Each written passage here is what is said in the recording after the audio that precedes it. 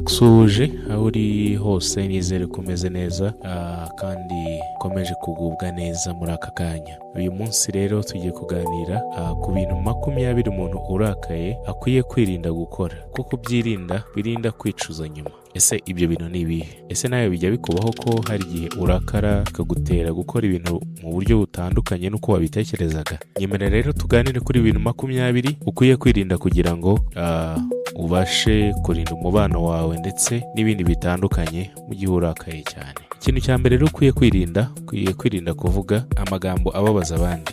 Akenshi iyo uvuze amagambo ababaza abandi ubitewe n'uburakari, urugero ushobora gutuka umuntu, gusebya cyangwa kubwira umuntu amagambo akomeretsa umutima. Nyamara akenshi amagambo ashobora gukira gake kurusha ibikomere byo ku mubiri, kandi ashobora nanone gusenya umubano wawe w'igihe kirekire.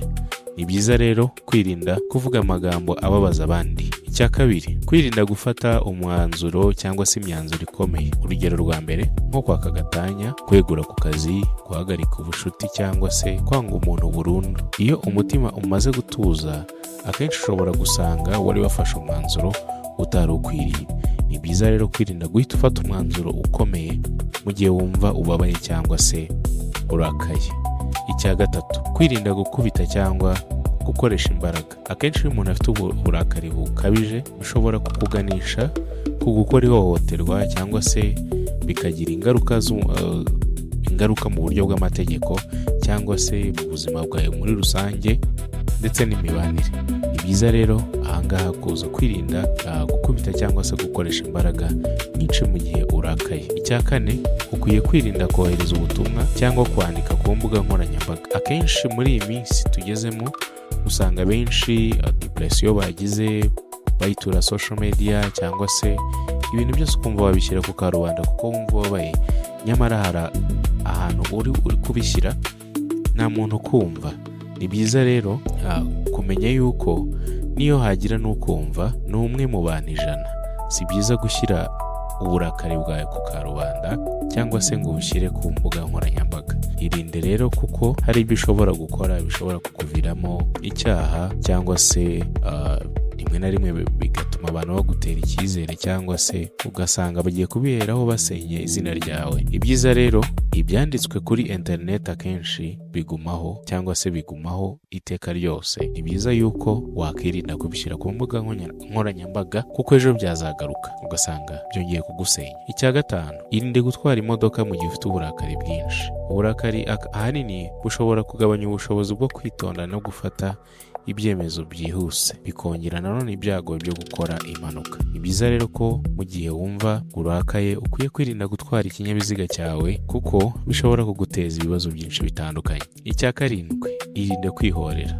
Kenshi iyo abantu barakaye bumva bakora ibitandukanye n'ibyo cyangwa se bigendanye n'uburakari bwabo, bakumva bakihorera, bakumva niba umuntu akugiriye nabi nawe wamugirira nabi. Si byiza rero.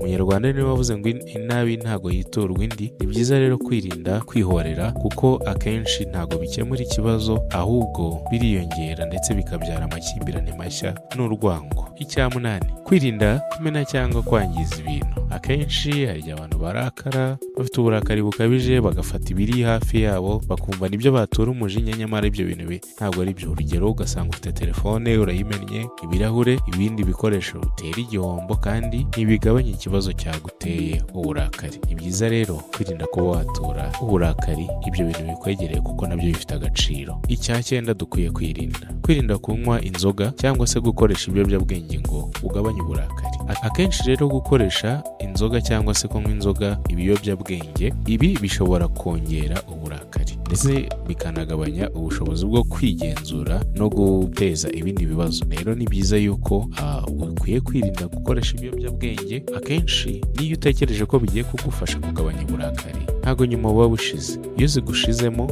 cyangwa se bya biyobyabwenge bigushizemo, nibwo utangira gutekereza yuko n'ubundi akababaro kagihari. Ikindi kintu cya 10 dukwiye kwirinda mu gihe dufite uburakari bukabije. Ukwiye kwirinda kwikomeretsa. Hari benshi batekereza ati nakikora ibi, nakiyahura, ariko ntabwo ariwo mwanzuro ukwiriye. Rero ni byiza kwirinda kwikomeretsa kuko ibi biba ari bibi ku buzima bwawe kandi nta nubwo bikemura ikibazo nabyo. Ikindi kintu cya 11 cyangwa se ikindi kintu nanone cya 11 dukwiye kwirinda mu gihe dufite uburakari bwinshi. Kwirinda gukwirakwiza amakuru cyangwa se ibihuha. Urugero, kubeshyira cyangwa se gusebya umuntu kubera uburakari bishobora nanone kwangiza izina rye kandi ndetse bikaba byanagira ingaruka mu buryo bw'amategeko. Buriya amategeko hari byinshi atubuza cyangwa se ashobora kuduhanisha bitewe n'uko tutayamenye kandi ntabwo uzaba uri imbere y'amategeko ngo uvuge ngo iki ntabwo nari nyizi.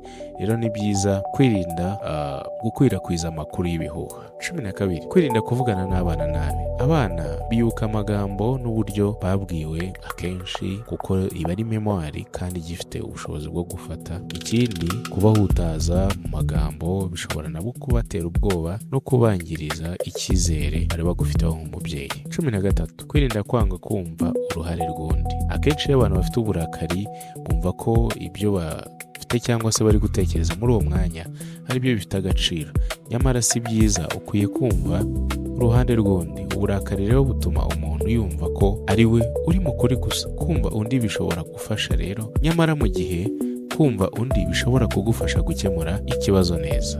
14 kwirinda gufata ibyemezo by'amafaranga. Urugero, nko kugura ibintu kubera uburakari cyangwa se gusesagura amafaranga, ushobora kubyicuza nyuma ubonye ko wari uyakeneye mu gihe wayakoresheje nabi. Rero ni byiza kwirinda gufata ibyemezo ubihubukiye, cyane cyane rwose ku mafaranga. 15 kwirinda guca umubano burundu ako kanya. Uburakari bw'ako kanya bushobora gutuma uhagarika umubano wagakwiye kubanza kuganirwaho. Rero ni byiza yuko ukwiye kwitekerezaho mu gihe ugiye gufata umwanzuro ku bigendanye n'imibanire yawe n'undi muntu uwo ari we wese. 16 kwirinda gutangaza amabanga y'undi. Akenshi hari igihe umuntu kurakaza ko bati nanjye nzamuvuga, mufitiye amakuru, nzamumenera umuceri.